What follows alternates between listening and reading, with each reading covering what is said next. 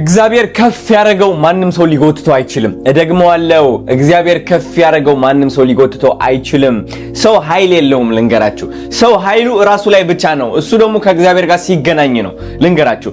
ሰው ተንኮለኛ ሲሆን፣ ሰው ቀናተኛ ሲሆን ደካማ ነው ሁሌም። እግዚአብሔር የራቀው ሰው ነው እሱ። ሰይጣን የቀረበው ሰው ነው። ሰይጣን የቀረበው ሰው ደግሞ ለራሱ ደካማ ለሌላ ሰውም ደካማ ነው ልንገራችሁ።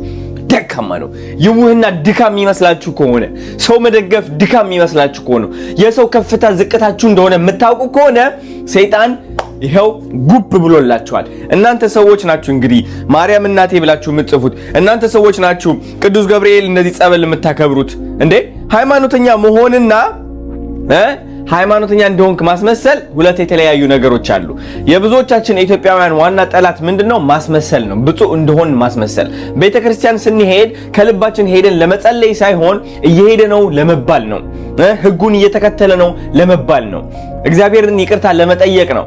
ከዛ ግን ነገ ተነስተን ደግሞ ወደ ጨለማው ልባችን ተመልሰን መቅናትና ማማታችን አናቋርጥም።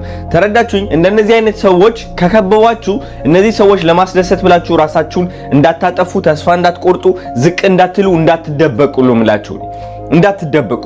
because አስመሳይ የሆነ ሰው ከበዛ በዚህ ዘመን ላይ እናንተ ተሰዳቢ ናችሁ። ምንም ብታረጉ